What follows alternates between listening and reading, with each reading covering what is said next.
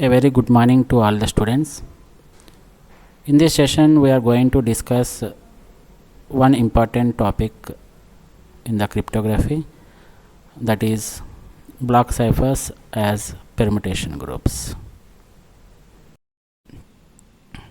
which is called as block ciphers as permutation groups. Can anybody tell me, you might have gone through this particular term called permutation in the mathematics. What is the synonym for the permutation? Anybody? Arrangement, sir. Super, right. So those are called as arrangements. So for example, if you have n people in the class, how many possible arrangements you can have? Don't take in the circular fashion. It is n factorial ways. Super, right. So in the similar manner, for example, if I have n bits, so how many arrangements can I make here?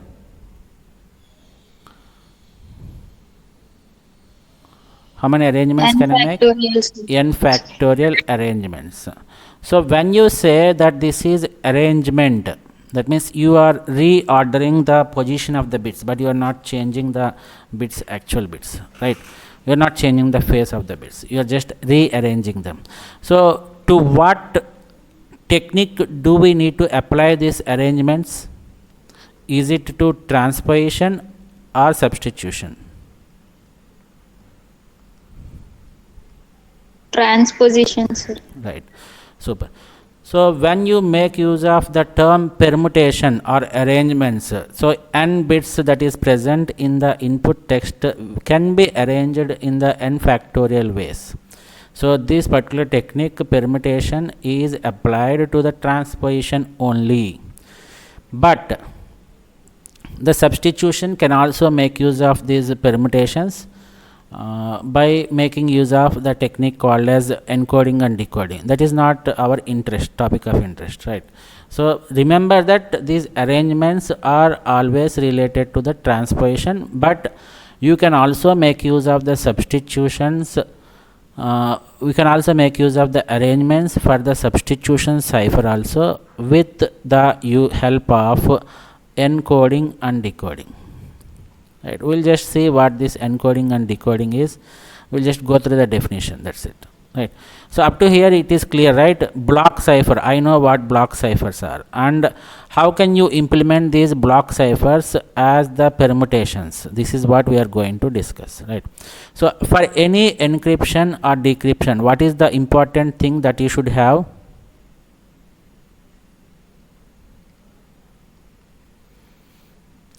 You take the encryption and decryption. What is the important thing you should have to convert the plain text?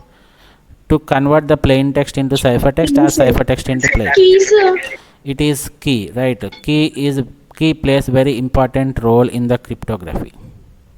Right. So we'll see in this particular topic. We are going to discuss what could be the size of a key. What happens if you take the entire size, full size and partial size, right? We'll be discussing the topics of what happens if you have full size key, and what is the reason, what is the disadvantage we have with the full size keys, and why we are going to the partial size keys only. This is the topic we are going to discuss under this particular permutation groups. Is it clear? Yes, sir. Yes, sir. So as we discussed that the key plays very important role in the encryption and decryption process, and in the modern block cipher the key should be long enough to choose every possible mapping from the input to the output. So whenever you are converting the plain text to ciphertext, or whenever you are converting the ciphertext to plain text, so what the others are saying is the key should be long enough so that every possible input will have a possible mapping as the output. This is what is required, right? So for this case, what you have to do is you have to take the size of the key in the full length. That means we call that key as the full size key. We call that key as the full size key, right? But in practice we have a disadvantage with the full size key. We'll see what is the disadvantage we have with this full size key with respect to the transposition and substitution. Both of them we'll discuss, don't worry, right? But we have a practical problem for implementing the size of the key, right? So because of that particular problem we have or we face with the full size keys, we never take the full size keys for any type of encryption and the decryption, right? So is it clear? So we have some practical problem that we will be discussing in the next slides.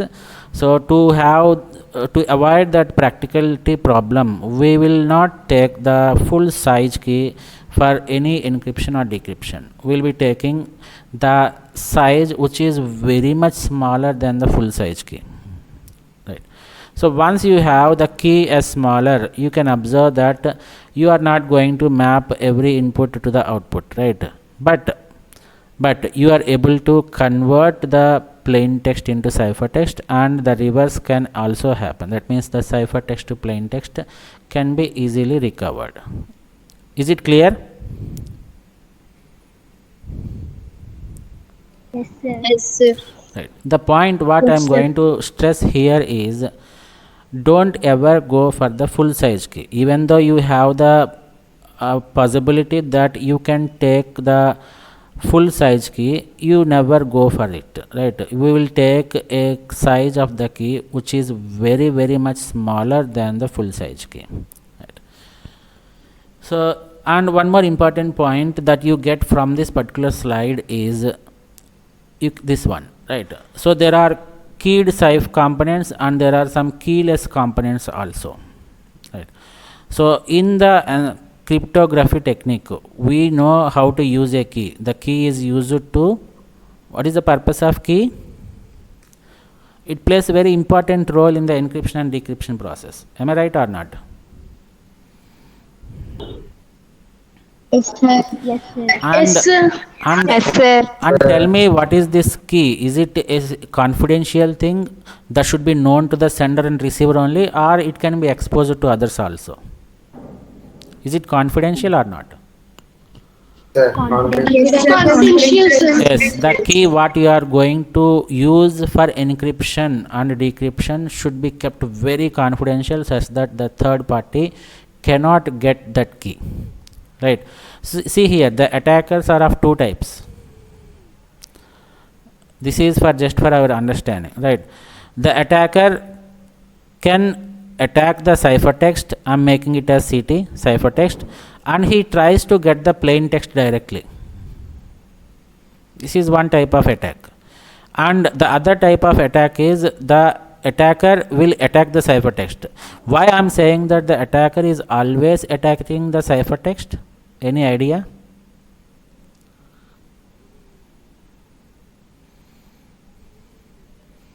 Where do we get this ciphertext? That means, for example, I have a sender and the receiver, S and R.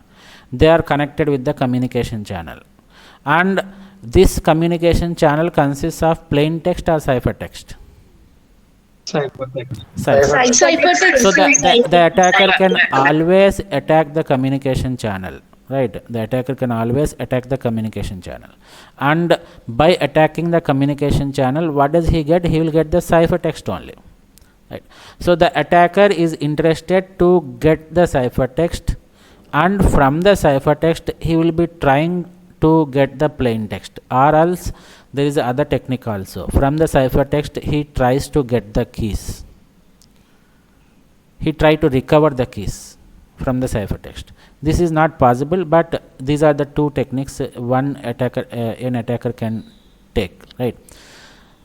Right. So the key, coming back to our topic again, as I told that the key plays very important role for the encryption and decryption, and the key should be very confidential. That should be kept between the sender and the receiver only. You should not expose it to the external world. That means the attacker should not know the key, right? But remember that the cryptographic algorithms, they consist of two types of keys. One is very confidential, and the second one we call them as the keyless components, right? Keyless components. That means they doesn't have the key, but they play a vital role in the encryption. They can be exposed. Everybody can know what is happening inside that particular thing. Is it clear? So we have two type of things. One is the key, which is very confidential, and the other components are the keyless components, which are not confidential. They can be exposed to the external world also, right? In other words, if you want to remember the particular term in your memory, if you want to put it in your memory, so these keyless components are also called as fixed components, fixed key components. So they have the predefined structure.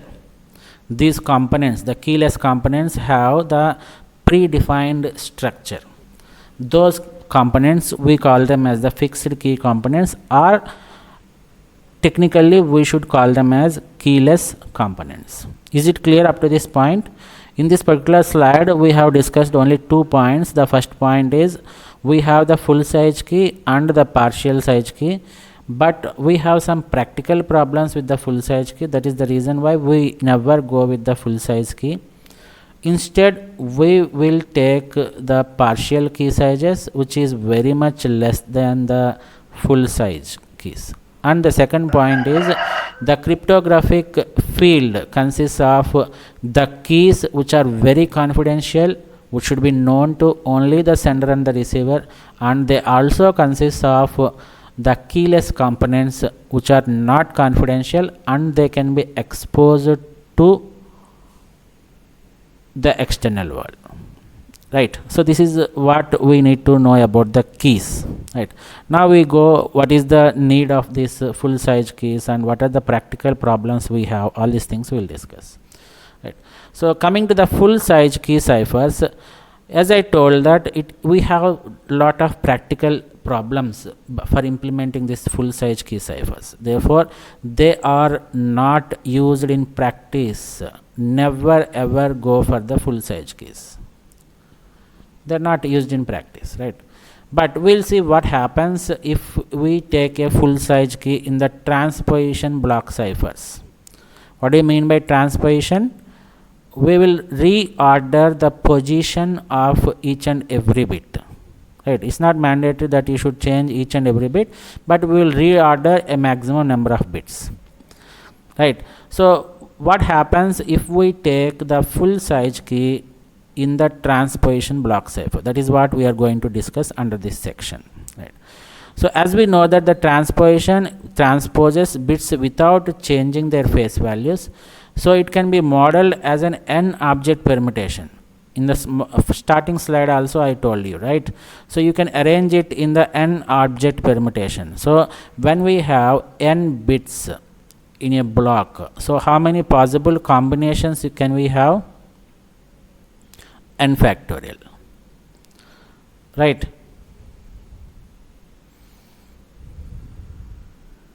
Yes, sir. So n factorial combinations, or we can call it as the permutation tables also. This is just a mapping, right? So mapping is arranged, or mapping is given in terms of permutation tables. So we will have n factorial permutation tables in which the key defines which table is used for the communication. So out of this n factorial permutation table, we will use only one permutation table. That permutation table we will use to convert or to make the encryption or decryption, right? And coming to this actual point of discussion, we need to have n factorial possible keys. So the size of the key should be log n factorial bits, right? Log n base 2, this one, log n base 2. So the length of the key, the number of bits that are present in the key, is log n factorial base 2. What is n factorial? It's the number of possible combinations, right? So what is that I have taken here? What is the value of n I have taken here? 64. So what is 64 factorial?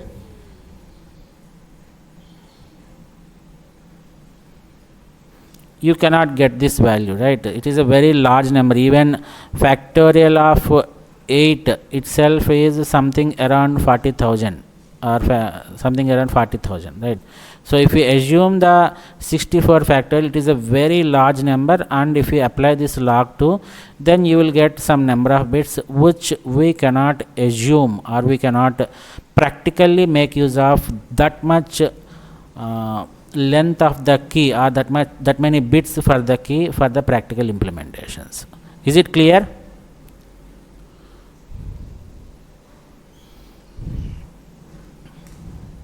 Yes, sir.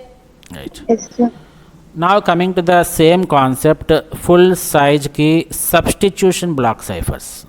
Previous one is the transposition block cipher, where you are going to reorder the bits and then you will get the permutation. Why? Because ordering is nothing but arrangement. Arrangements are termed in terms of permutation only, right?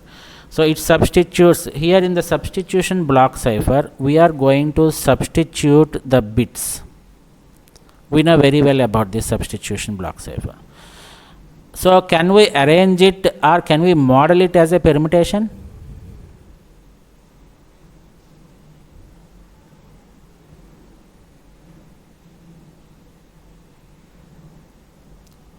So transposition is nothing but reordering, which is nothing but the arrangements. So since we have arrangements, you can model the transposition block cipher as a permutation group. But substitution is where you substitute the bits. So can it be modeled as a permutation?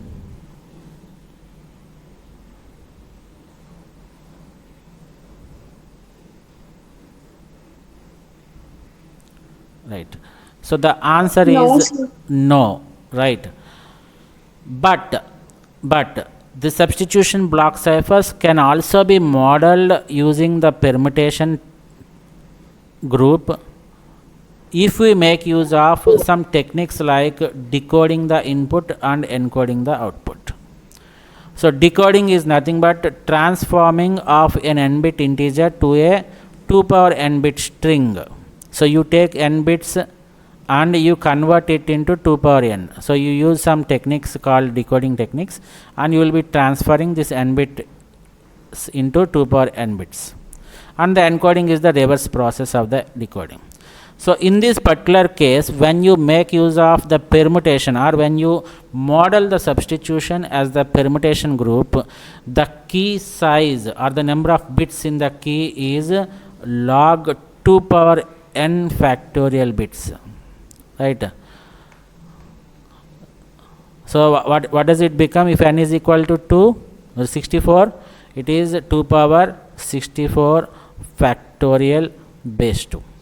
See the number of bits you will get here, right? Is it clear up to this point? Yes, sir. Yes, sir. So this is the practical problem we have with the full size keys. Even though you take the transposition or substitution, both of them end up in the key size which is very large in size. So many bits you require. So for this purpose, we are not going to go with the full size key. It is not used in the practice, right? So what is that we are going to use is nothing but the partial key ciphers, partial size key ciphers. Partial means a part. We are not going to consider the entire number of bits. So we are going to take only partial bits, right? So before this, can anybody tell me what is the total number of bits for a key in the transposition? What is the full key size in the transposition cipher? 64. No, it is log n factorial. Log n base 2. factorial से. And what is the key size in the substitution block cipher?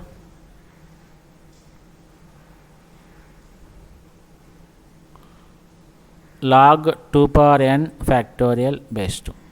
Right. You should remember these 2 points.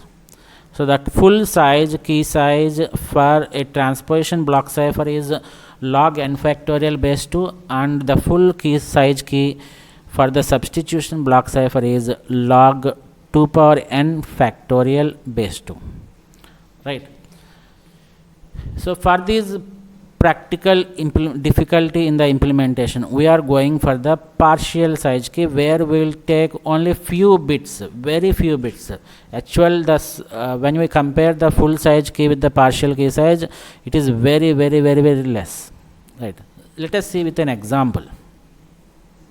So the point what he is discussing here is, so the actual ciphers cannot use full size keys because the size of the key becomes so large. Because of this practical difficulty, we are making use of the partial key ciphers. And a common substitution cipher is DES, very important algorithm which you will be going to discuss. We are going to discuss in the coming classes. Right. DES. Remember that DES makes use of the substitution cipher.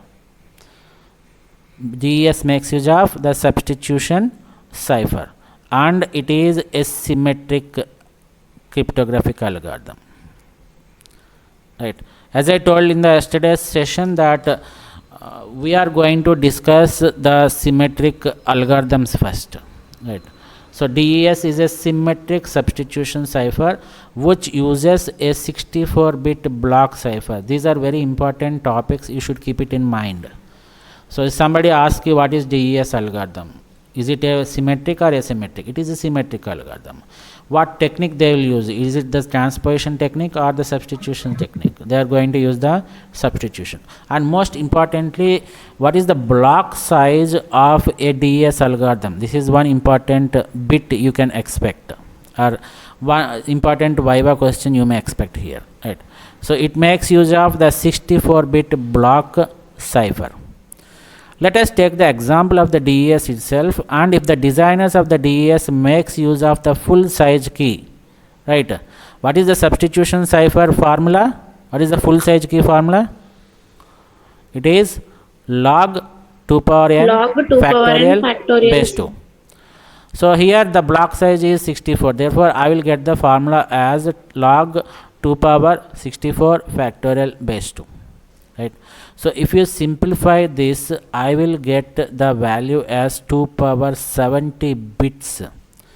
See here how many bits you need for representing a full size key.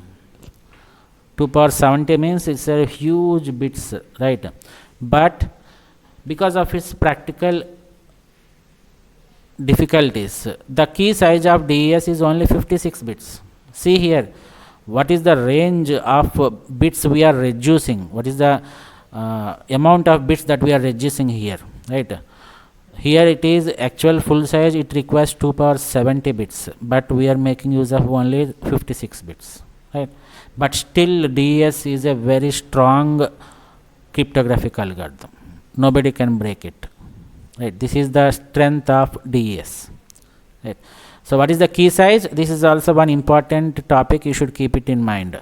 The block size of DES is 64, but the key size is 56. Is it clear?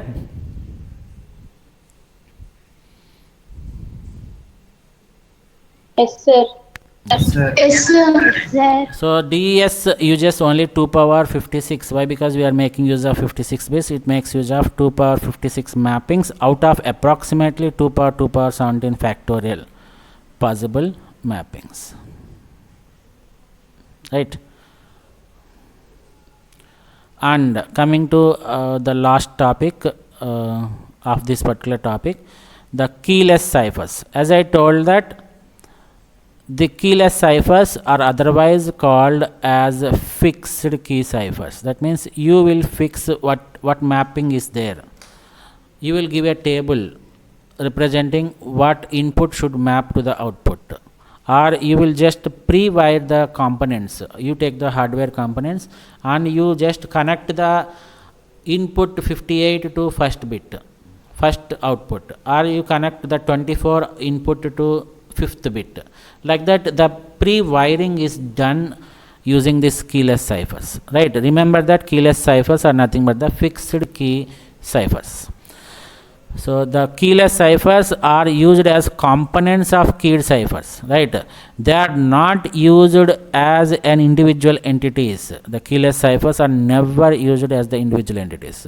They will be supplemented with the keyed ciphers. Whatever key cipher you take, you may make use of the keyless ciphers also, right? So these are practically useless by itself. You cannot take a keyless cipher and you cannot develop an algorithm making use of the keyless ciphers. They are practically useless, but they will give lot of strength when they are added to the keyed ciphers. You have a keyed cipher and you add it to this particular thing, you will get lot of strength for it. So keyless transposition ciphers, again we have two things. One is the keyless transposition ciphers and keyless substitution cipher, right? As I told that keyless, or we can also call it as the fixed key transposition cipher. So these fixed key transposition ciphers can be implemented using the hardware or they can be implemented using the software. So you take a hardware component, as I told that when you are making use of the keyless transposition cipher as the hardware, you will pre-wire them. Pre-wiring means, as I told that the input 58 is connected to the output 1. Similarly, input 36 is connected to number 5 of the output. Like that, you will just wire them. So that is how you implement the hardware use for this keyless transposition cipher. Right. So what about the software? How do you implement in software? Means you will make use of the tables. You simply represent, we will see how it is implemented using this software, and we will see on table also, right, when we discuss the actual concept of components of block cipher. So how we are going to implement these keyless ciphers using the software is nothing but we are going to implement it using the tables, which we call it as permutation tables, right? Or else we can simply call it as P table. The other name for P table is nothing but the D table. Remember, these terminologies are very, very important, right? P table and D table both are same. Some of the textbooks they make use of the P table and some of the textbook they make use of the D table. So what is P table? P table stands for the permutation table and D table stands for the diffusion table. We'll see what this diffusion and confusion, all these things we'll see. Is it clear up to this point? Yes, sir. So the gist what we get from this particular slide is keyless transposition ciphers exist. Keyless transposition ciphers are nothing but fixed key transposition ciphers. They can be implemented either by hardware or software. If you implement it by hardware, they should be pre-wired, and if you implement it by using the software, they should have the permutation table. Those tables are also called as P table, which stands for the permutation table, or they can also be called as the D table, which stands for diffusion table, right? So the D boxes, which are used as the building blocks of the modern block cipher, is a good example for the keyless transposition cipher. Is keyless ciphers confidential or non-confidential? Can we expose them?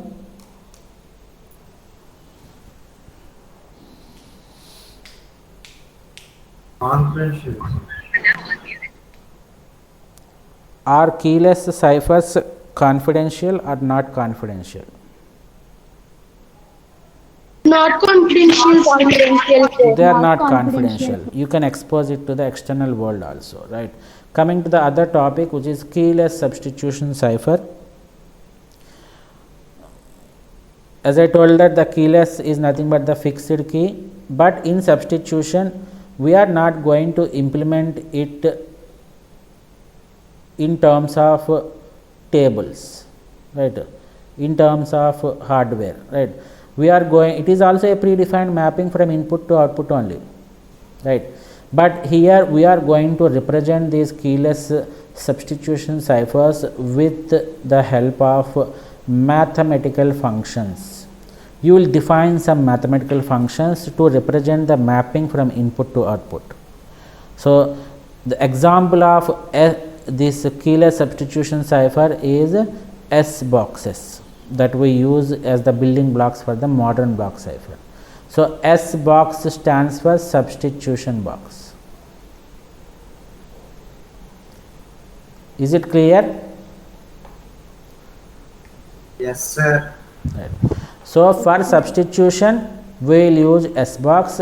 For transposition we will use P or D box. Both are same only, don't get confused. So transposition makes use of P or D,